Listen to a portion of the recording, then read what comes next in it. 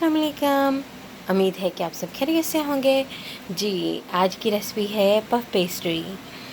तो रेसिपी की तरफ चलने से पहले आपसे कहती हूँ कि अगर अभी तक आपने मेरा चैनल सब्सक्राइब नहीं किया तो मेरा चैनल सब्सक्राइब कर लीजिए ताकि आने वाली हर वीडियो आप तक सबसे पहले पहुँचे। तो जी, पफ पेस्ट्री के लिए हमें चाहिए, मैंने जो बीफ है उसको मैंने पहले से भून लिया है। उसको भूनने से पहले मैंने उसमें अदरक लहसुन का पेस्ट और जो रेडीमेड चपली कबाब मसाला होता है वो डाला है इसमें। और उसके अलावा इसको बस उसी मसाले में ही मैंने भून लिया। और भूनने के बाद इसमें मैंने और कुछ नहीं डाला। तो ये देखेंगे मेरा जो कीमा है वो रेडी पड़ा है, ये भुना हुआ कीमा। तो ये ठंडा हो चुका है। और उसके अलावा मुझे चाहिए चीज़, और चीज़ के अलावा मुझे चाहिए पफ पेस्ट्री जो कि रेडीमेड है, मैंने घर में नहीं बनाई। तो आप घर में भी बना सकते हैं, बड़ी इजी है। और मैं पहले घर में भी बनाती हूँ, उसकी भी रेसिपी कभी डालूँगी।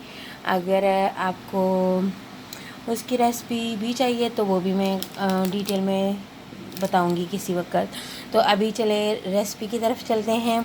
तो हमें पफ पेस्ट्री के लिए क्या चाहिए, तो कैसे बनाते हैं, क्या चाहिए वो मैं बता चुकी हूँ। और इसको कैसे बनाएंगे तो ये भी मैं बता देती हूँ। मैंने इसमें कीमा डाल दिया और उसके अलावा मैंने इसमें चीज़ के कुछ टुकड़े डाल दिए और फिर मैं इसको टाई कर दूँगी। बस ये पफ पेस्ट्री है मेरी, जो मैं कीमा पफ पेस्ट्री है, बड़ी इजी और क्विक रेसिपी है। अब मैं इसको बना के मैं फ्रीज़ कर लूँगी और जैसे जैसे मुझे चाहिए मैं चाय के साथ पेश करूँगी। कोई मेहमान आ जाए उसके लिए, और कभी अपना दिल करे कुछ खाने को तो तभी भी ये यूज़ करें। बड़ी मज़े की और क्विक रेसिपी है। तो ये है, फिर मैं इसको बना लूँ फिर आपको दिखाती हूँ। जी, मैं दो डिफरेंट शेप में बना रही हूँ, एक चॉर्स में बना रही हूँ और एक ट्रायंगल में बना रही हूँ। तो बाकी सारी भी बना के फिर दिखाती हूँ। तो ये हमारी तीन तरह की तीन शेप्स रेडी हो गई हैं, पॉकेट, ट्रायंगल एंड स्क्वायर्स। ये स्क्वायर तो नहीं है, तो ये देखिए, ठीक है।